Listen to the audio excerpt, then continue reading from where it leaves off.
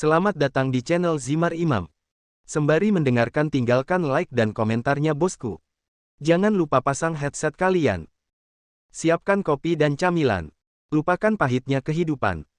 Mari kita dengarkan sambil rebahan. Bab 96. Ingat, kami adalah keluargamu. Bayi kecil dan aku juga keluargamu. Jangan mengira hanya kakek yang mencintaimu. Feng Jiu, aku akan mati tanpamu. Apakah kamu mendengarku? Aku tidak bisa hidup tanpamu. Jadi tolong, kuatkan demi aku, demi bayi kecil. Feng Jiu mengangguk, matanya penuh kekhawatiran. Dia terus menekan luka di dadanya untuk mencoba menghentikan pendarahan. Min Feng, lukamu. Tidak. Min Feng dengan keras kepala menolak mengobati lukanya. Feng Jiu menggigit bibirnya. Dia menatap matanya. Aku bersumpah, aku tidak akan meninggalkanmu lagi, jadi kumohon, ayo obati lukamu, oke? Janji. Feng Jiu mengangguk, hatinya sangat cemas saat melihat wajah Min Feng yang kini pucat karena kehabisan darah. Aku berjanji, tolong, Min Feng. Feng Jiu menyalahkan dirinya sendiri. Dia menyalahkan dirinya sendiri karena menjadi pengecut. Jika dia tidak melarikan diri dan menutup diri sekali lagi, Min Feng tidak akan melakukan hal bodoh seperti itu. Tolong, aku mohon, jangan menakutiku lagi. Feng Jiu ingin menyentuh wajahnya tetapi tangannya masih berada di dada, menekan lukanya. Min Feng tersenyum sebelum pingsan. Feng Jiu berteriak dan memeluknya. MINFENG. Dia segera menekan tombol darurat. Saat dokter masuk, dia kaget saat melihat darah di tempat tidur. Dokter, cepat. Dokter malang itu segera berlari ke depan dan memeriksa luka Min Feng. Feng Jiu yang sedang duduk di tempat tidur menggigil sambil menatap tangannya yang penuh dengan darah Min Feng. Min Feng, maafkan aku. Mohon maafkan aku. Dokter segera memanggil beberapa perawat. Mereka memindahkan Min Feng ke ruang gawat darurat. Feng Jiu hampir pingsan tetapi dia memaksakan diri untuk bertahan. Dia sudah berjanji pada Min Feng untuk menjadi kuat. Jadi dia akan mencoba yang terbaik. Jika dia sekali lagi jatuh ke dalam kegelapan, siapa yang akan menjaga Min Feng?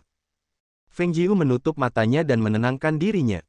Dia ingin mengikuti mereka tetapi dokter segera memveto idenya. Setelah dia memeriksa tanda-tanda vitalnya, dia menyarankannya untuk tetap di dalam, mengatur emosinya dan menunggu kembalinya Min Feng. Ketika dia ditinggal sendirian di kamar, Feng Jiu duduk di kursi. Dia menutup matanya dan berdoa. Tanda hubung. Ketika Min Feng tiba di ruang gawat darurat, dia membuka matanya dan duduk di tandu sambil menekan luka di dadanya. Dia melambaikan tangannya yang lain ke arah para perawat, mencoba membuat mereka pergi. Bagaimana dengannya? Min Feng menatap dokter itu.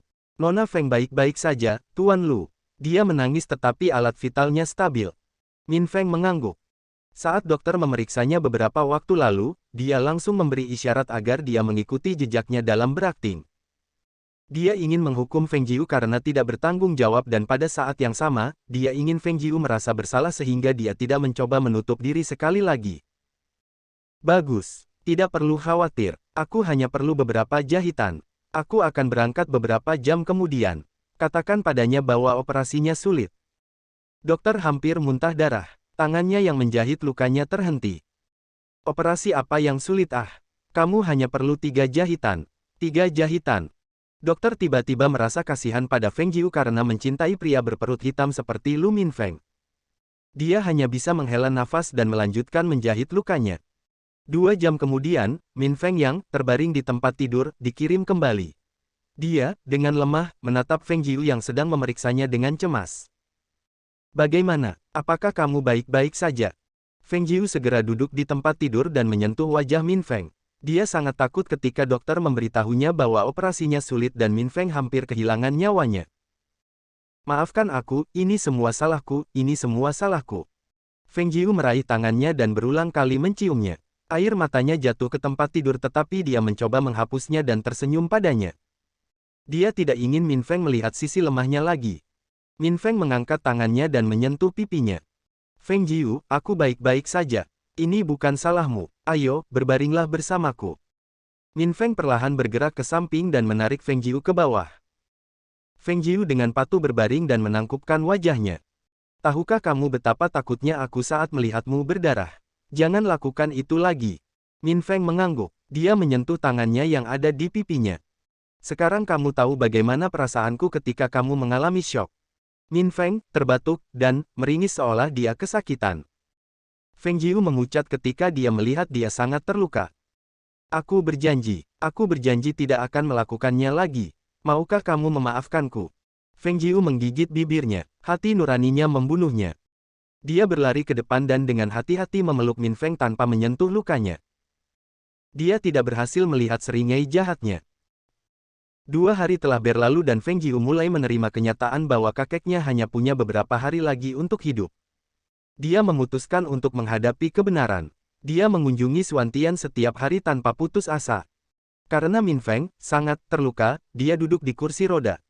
Dia tidak ingin orang lain menjaganya sehingga Feng Jiu lah yang mendorongnya. Dalam 2 hari terakhir, Feng Jiu menyadari bahwa dia harus kuat. Cukup kuat untuk merawat dan melindungi suami dan anaknya. Dia tidak ingin Min Feng merawatnya selamanya. Dia malah ingin merawatnya. Min Feng mengorbankan banyak hal untuknya. Sekarang gilirannya untuk merawatnya dengan baik. Sejak itu, Feng Jiu berhenti menangis. Dia mulai memandang kehidupan secara positif. Dia tidak tahu tapi kakeknya sudah mengetahui apa yang terjadi antara dia dan Min Feng. Dia diam-diam memberi tanda persetujuan pada Min Feng seolah berkata, "Kamu melakukan pekerjaan dengan baik." Dia tahu, meski dia meninggal, cucunya akan baik-baik saja dengan Min Feng di sisinya. Ah Jiu. Feng Jiu tersenyum dan menyentuh wajah Xuantian. Aku di sini kakek. Nak, aku sangat, bersyukur mempunyai cucu seperti, kamu. Aku tahu itu, salahku karena merampok, masa kecilmu, di usia dini, aku memaksamu, untuk memikul beban, perusahaan kami. Nak, maafkan kakek. Feng Jiu menggelengkan kepalanya.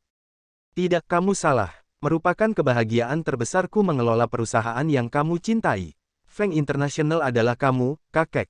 Aku tidak ingin darah, keringat, dan air matamu terbuang percuma. Xuantian tersenyum. Saat ini, aku ingin hidup, sedikit lebih lama lagi untuk bertemu, malaikat kecilku tapi sepertinya waktuku sudah habis. Nak, Jiu, kakek senang, mengetahui bahwa kamu tidak sendirian lagi, jangan bersedih saat aku mati. Jangan, batalkan ulang tahunmu, perayaan karena aku. Xuantian tahu Min Feng akan melamar pada hari ulang tahun Feng Jiu. Dia tidak ingin merusak semuanya. Min Feng, tolong jagalah cucuku dengan baik. Aku serahkan dia padamu. Feng Xuantian tersenyum dan perlahan menutup matanya. Dokter perlahan-lahan menutupi lelaki tua itu dengan kain putih dan melihat arlojinya. Pasien meninggal pada pukul 22.35. Para perawat perlahan mencabut mesin yang digunakan untuk memantau tanda-tanda vital Xuantian. Feng Jiu menangis dan membenamkan kepalanya di tempat tidur sambil menggenggam tangan Xuantian. Kakek, terima kasih sudah mencintaiku, jangan khawatir. Jiu akan hidup bahagia. Bab 97. Xiao Mei telah menunggu jawaban Feng Jiu, hari telah berlalu tetapi Feng Jiu bahkan tidak menjawab panggilannya. Berdering. Jiu, kenapa kamu tidak menjawab panggilanku? Xiao Mei berbisik sambil berjalan mondar-mandir. Dia sudah menelepon kakak Yan Fei, dia berkata bahwa dia juga tidak dapat menghubungi Feng Jiu dalam beberapa hari terakhir. Ayahnya akan tiba besok dan dia ingin Jiu ikut bersamanya. Sayangnya, setelah Feng Jiu memperingatkannya untuk tidak bertemu Yan Rong lagi, dia tidak pernah menghubunginya lagi. Minde membuka pintu dan meletakkan tasnya di lantai. Ia segera melepaskan dasinya dan menatap wanita kesayangannya yang sedang sibuk menelpon seseorang. Dia bahkan tidak menyadari kedatangannya. Minde meringis.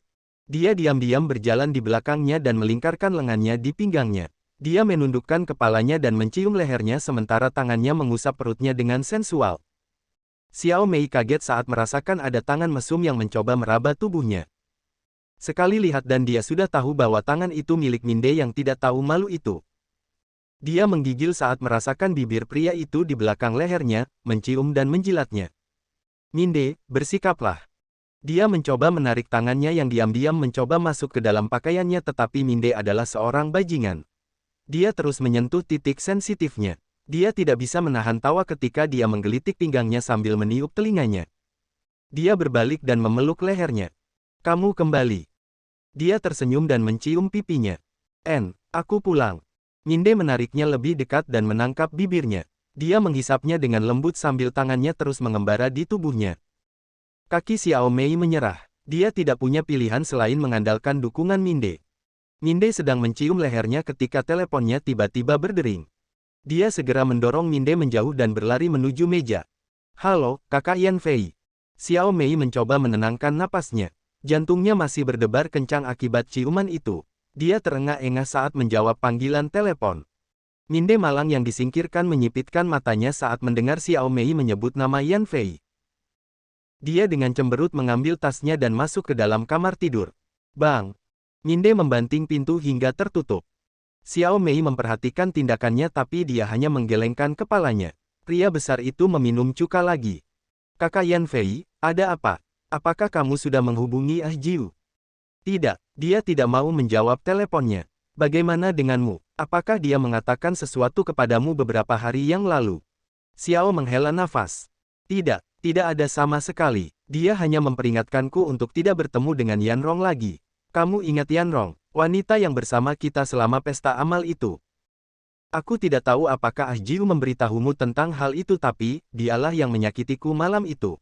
Untungnya, Anda menemukan saya atau sesuatu mungkin terjadi pada saya saat itu." Xiao Mei menggelengkan kepalanya, memikirkan Yanrong membuatnya depresi. "Halo Kakak Yan Fei, apakah kamu masih di sana?" Yan Fei tidak menanggapinya. "Kak, halo. Petik 2 titik. Ah, ya, aku masih di sini. Ah Mei, kalau Ah Jiu meneleponmu, telepon aku, oke. Ada hal penting yang ingin kukatakan padanya.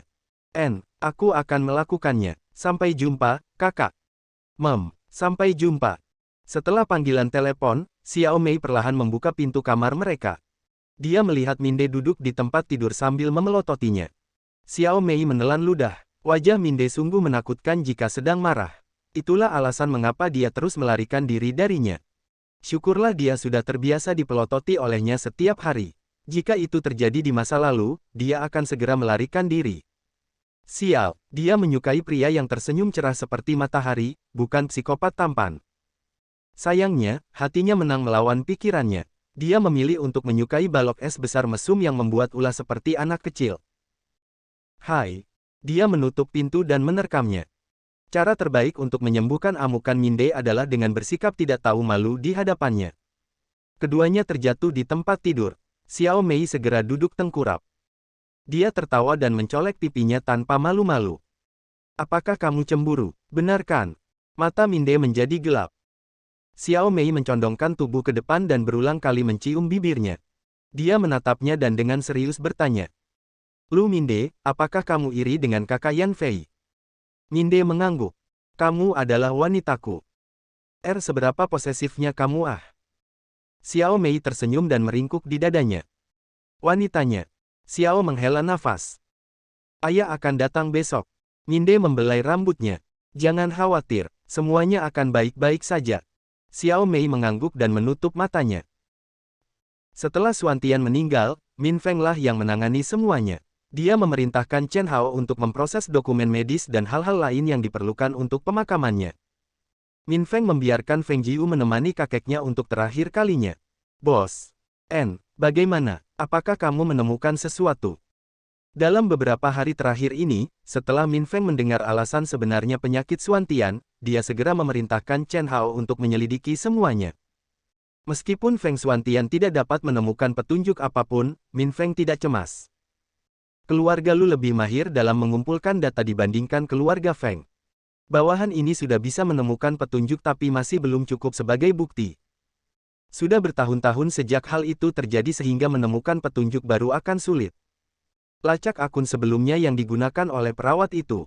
Hubungi Minde dan minta dia untuk mendapatkan permintaan pencarian log rekening bank. Temukan kerabat atau teman-temannya yang lain. Dia mungkin telah membagikan informasi seseorang kepada seseorang.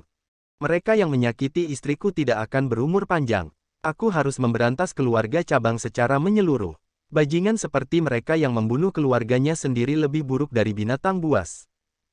Mereka bahkan meracuni kakek hanya untuk memastikan dia tidak akan berumur panjang. Aku curiga mereka jugalah yang mencoba menyakiti Feng Jiu.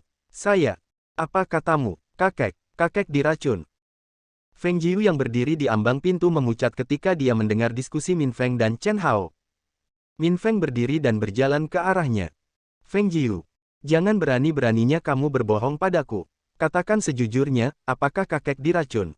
Dia mati bukan karena penyakit jantungnya tapi karena dia diracuni, benarkan? Min Feng memelototi Chen Hao. Chen Hao hanya bisa menundukkan kepalanya.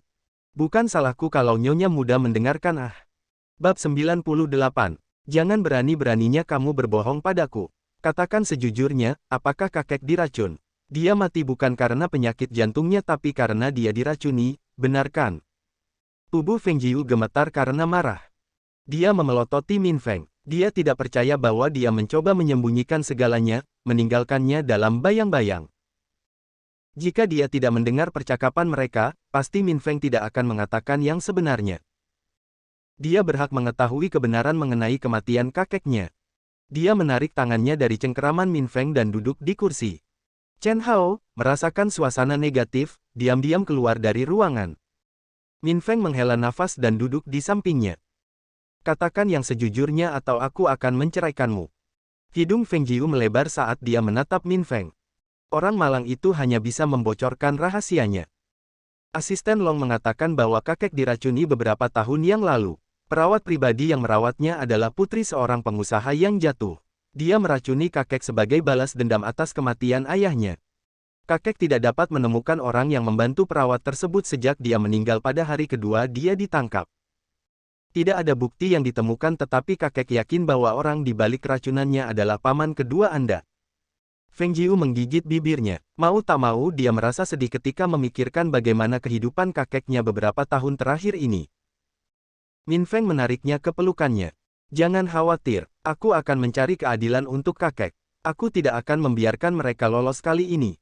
Chen Hao sudah menemukan petunjuk. Kita tunggu saja laporannya nanti. Feng Jiu mengangguk. Dia mengangkat kepalanya dan bertanya. Apakah kakek yang memintamu menyembunyikan ini dariku? Dia tidak ingin kamu gegabah. Maafkan aku jika aku berusaha menyembunyikannya darimu. Tidak apa-apa, sekarang setelah kakek pergi, paman kedua pasti berencana untuk mengingini perusahaan itu. Ketukan. Percakapan mereka terhenti ketika seseorang mengetuk pintu. Asisten Long memasuki ruangan dan memberi hormat. Nona Jiu, Tuan Lu. Asisten Long, ada apa? Apakah ada sesuatu yang kamu butuhkan? Long Jin menggelengkan kepalanya. Saya hanya ingin bertanya pada Nona Feng tentang pemakaman Ketua Feng. Tidak perlu repot sendiri. Aku akan mempersiapkan segala sesuatunya mengenai pemakaman kakek. Feng Jiu menginginkannya senyaman mungkin. Hanya teman terdekat dan beberapa mitra bisnis yang dapat hadir. Long Jin mengangguk. Nona Jiu, Ketua Feng memerintahkan jika dia meninggal sebelum ulang tahunmu, semua anggota Feng akan diberitahu untuk menghadiri pembacaan surat wasiat terakhirnya sehari sebelum ulang tahunmu. Beliau juga mengatakan bahwa kamu tidak boleh membatalkan perayaan hanya karena dia meninggal dunia. Feng Jiu mengangguk dan tersenyum. Bahkan ketika dia berada di ambang kematian, kakeknya masih memikirkan dirinya terlebih dahulu sebelum dirinya sendiri. Kakek, semoga jiwamu beristirahat dalam damai. Jangan khawatir, Jiu akan membalaskan dendammu. Mereka yang berkomplot melawanmu akan mati di tanganku. Saat Xiao Mei bangun, Min Dei sudah pergi. Dia menatap jam dinding dan melihat bahwa sudah jam 8 pagi. Dia duduk di tempat tidur dan meregangkan anggota tubuhnya. Dia segera mengangkat teleponnya ketika berdering. Ayah. Xiao Mei menarik napas dalam-dalam dan menjawab panggilan telepon. Halo ayah. Kamu ada di mana? Aku masih di rumah. Di rumah leluhur. Xiao Mei ingin menamparkan mulutnya. Rumah. Ya ampun, saya sudah terbiasa menyebut tempatnya rumah. Dia tinggal bersama Min Dei dan tanpa sadar dia memperlakukan penthouse sebagai sarang cinta mereka. Tidak, maksudku, aku sedang berada di hotel tempatku menginap. Aku tidak berbohong aku masih tinggal di hotel. Xiao Mei hanya bisa menyilangkan jari karena berbohong. Baiklah kalau begitu, aku baru saja sampai, ayo kita bertemu. Baiklah ayah. Xiao Mei memilih tempat pertemuan mereka. Beberapa menit kemudian, dia sampai di restoran yang terletak di dekat hotel. Ketika dia masuk ke dalam, pelayan mengantarnya ke meja terjauh tempat ayahnya duduk. Saat dia melihatnya, Xiao Mei merasa ingin menangis. Dia sangat merindukan ayahnya. Meski hubungan mereka tidak sebaik yang diharapkannya, ia tetap mendambakan cintanya. Dia tahu dia datang ke sini karena pernikahan dia dan Robert, tetapi dia merasa senang bisa bertemu dengannya lagi. Ayah.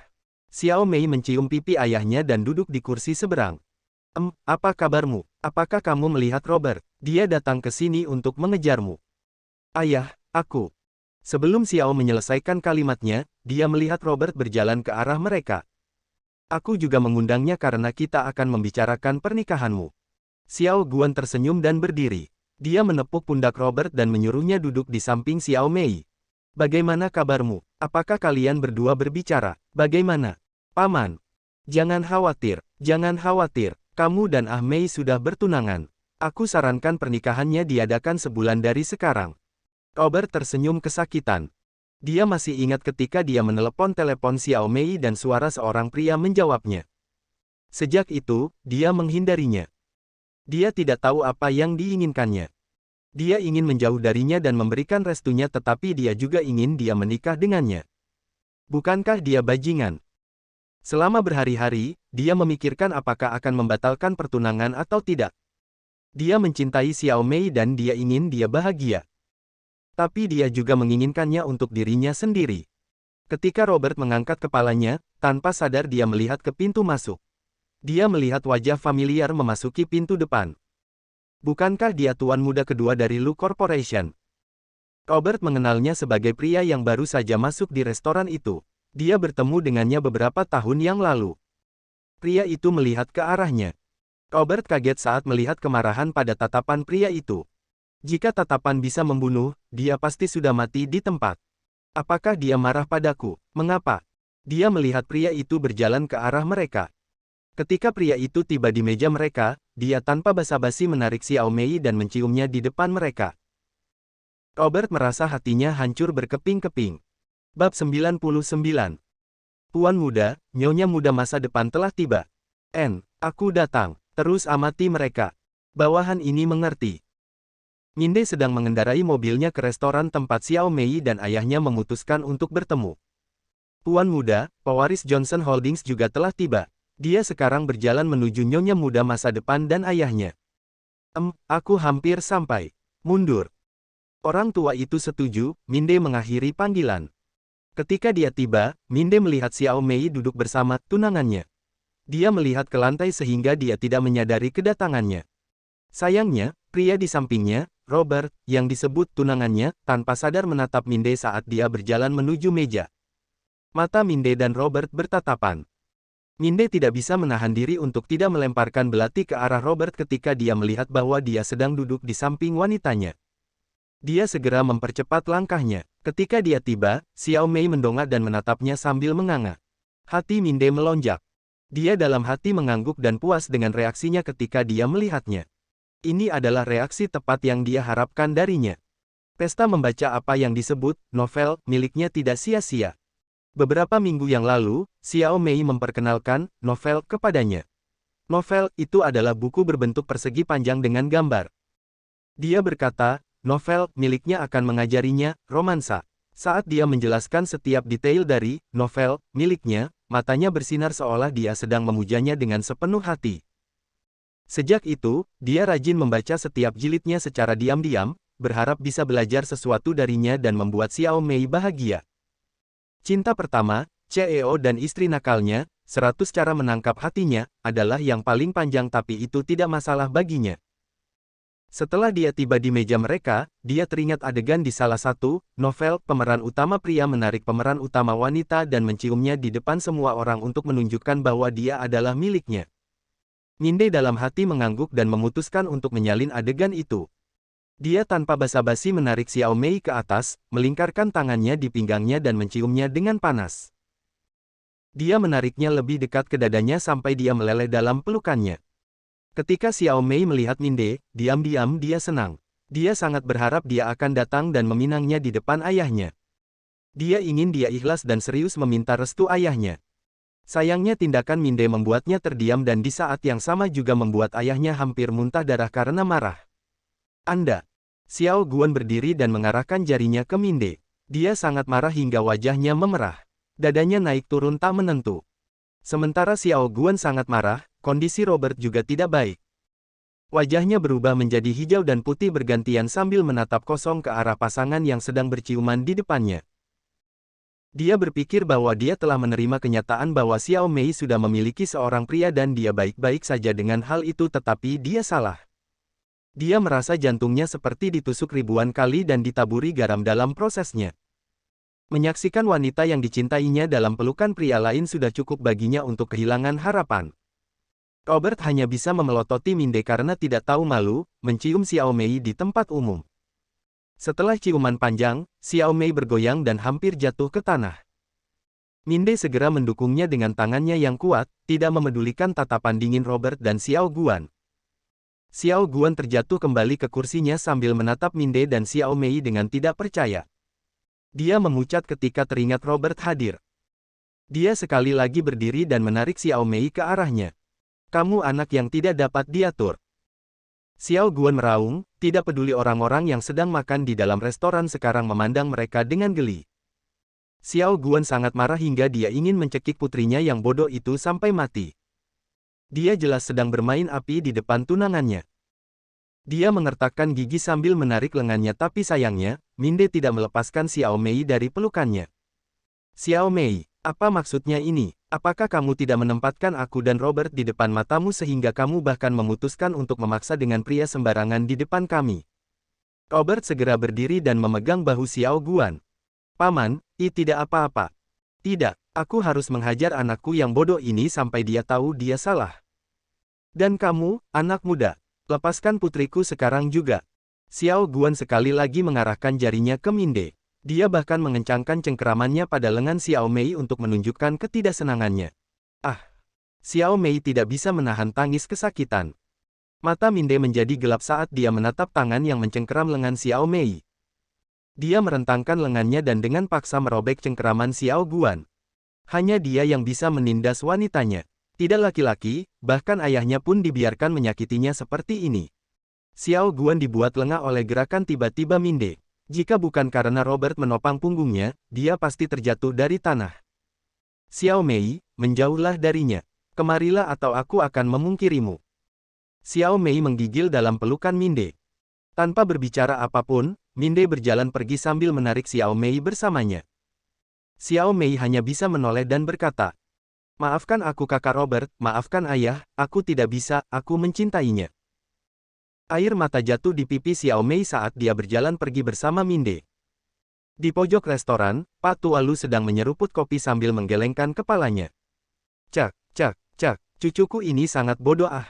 Grand entrance-nya bagus tapi kurang kreatif.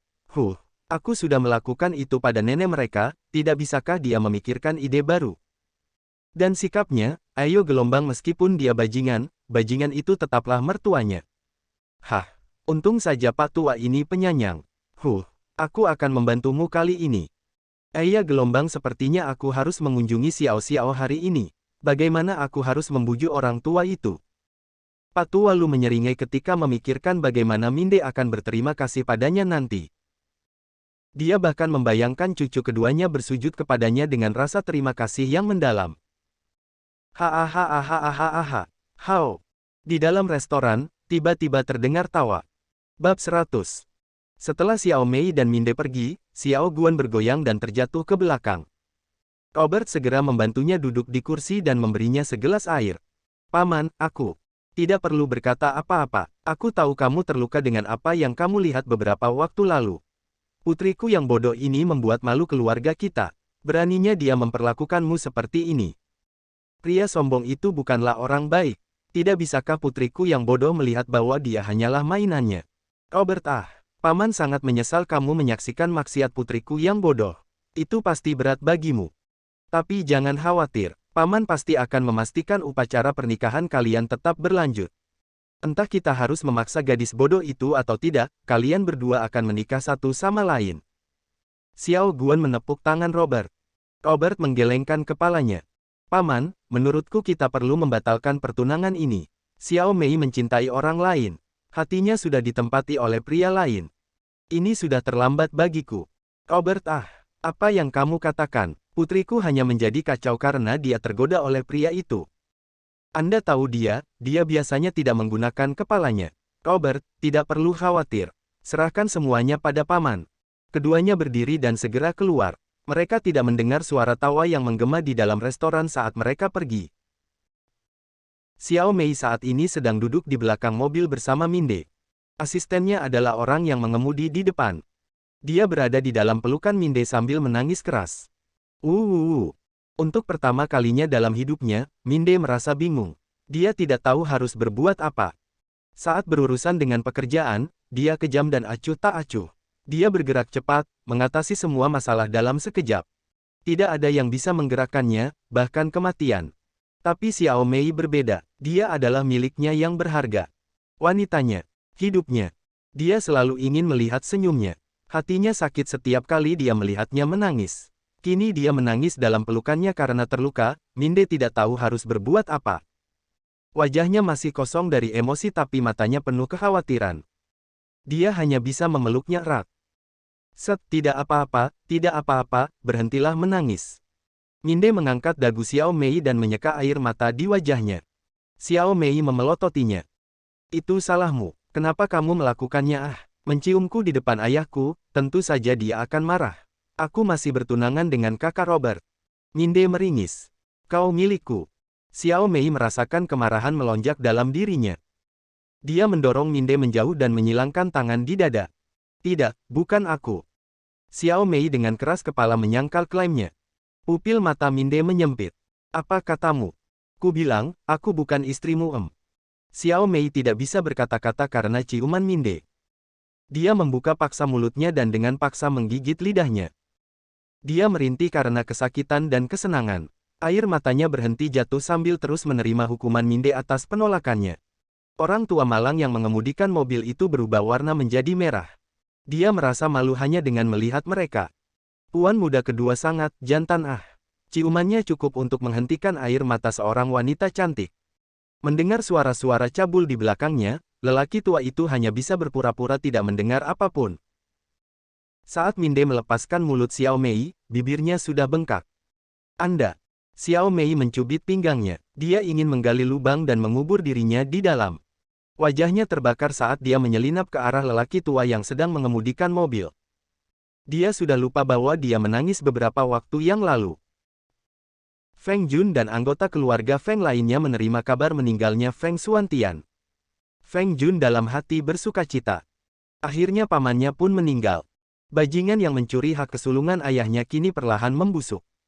Hahaha. Dewa benar-benar memihak kita. Hanya Feng Jiu yang tersisa. Setelah Yanrong si jalang itu membuangnya, aku, Feng Jun, akhirnya akan menjadi ketua berikutnya. Hahaha. Ini bagus. Feng Jun segera pergi ke rumah sakit. Sebelum keluar dari mobilnya, dia menamparkan wajahnya terlebih dahulu. Ketika dia merasakan sakit yang menyengat di pipinya, matanya tidak bisa menahan air mata. Dia mencoba mengendalikan mulutnya yang terus melengkung ke atas karena bahagia. Saat dia keluar dari mobil, Feng Jun tampak sangat terpukul. Langkahnya lambat seolah tidak bisa berjalan lurus. Tangannya gemetar hebat. Jika seseorang melihatnya, mereka akan mengira dia sedang patah hati. Dia tampak sangat menyedihkan. Feng Jiu dan Min Feng mengetahui kedatangan Feng Jun. Feng Jiu segera mengenakan pakaian longgar untuk menyembunyikan benjolan kecil di perutnya. Dia sudah hamil 3 bulan dan meskipun benjolan kehamilannya masih kecil, lebih baik aman daripada menyesal. Sekarang bukan waktunya untuk memberitahu orang lain tentang kehamilannya. Jiu nak, berat sekali bagimu. Bagaimana kabarmu? Fix, apakah paman menderita sebelum dia meninggal? Feng Jun menyeka air mata yang mengalir di pipinya. Mereka sedang duduk di dalam ruangan tempat Feng Jiu dan Min Feng tinggal untuk memulihkan diri. Paman.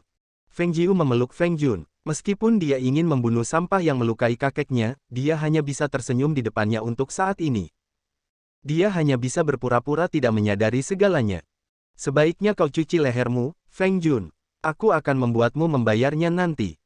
Min Feng yang duduk di sampingnya memberi hormat kepada Feng Jun. Paman. Feng Jun tersenyum. Anak muda ini pastilah pimpinan muda perusahaan Lu Min Feng. Orang tua ini bersyukur Anda ada di sini untuk menjaga Jiu dengan baik menggantikan kami. Dia adalah harta kita. Kami harap Anda tidak membuatnya menangis. Melihatmu sekarang membuatku merasa lega. Sekarang setelah paman pergi, sebagai orang yang lebih tua, saya khawatir dia tidak dapat menerimanya. Aku senang melihat dia baik-baik saja. Paman, sekarang kamu sudah di sini, kami ingin memberitahumu rencana kami untuk pemakaman kakek. Jangan khawatir, ayo ikuti saja apa yang kamu mau, bibi dan pamanmu akan mendukungmu. Ah Jiu apakah paman meninggalkan sesuatu? Feng Jiu mencibir dalam hati tetapi wajahnya tidak berubah. Dia menggelengkan kepalanya. Tidak ada seorang pun kecuali asisten Long Jin yang mengatakan bahwa pembacaan surat wasiat kakek akan diadakan setelah pemakamannya dan sebelum ulang tahunku. Feng Jun mengangguk. Jangan pedulikan itu. Kita adalah keluarga, tidak peduli apakah itu hal yang baik atau buruk. Sebagai keluarga, kita selalu membaginya satu sama lain, ingat itu. Feng Jun berkata dengan penuh semangat sambil menepuk tangannya. Feng Jiu mengejeknya dalam pikirannya. Keluarga, lalu kenapa kamu meracuni kakekku? Feng Jun apakah kamu tidak takut tersambar petir? Bersambung. Nantikan bab selanjutnya bosku.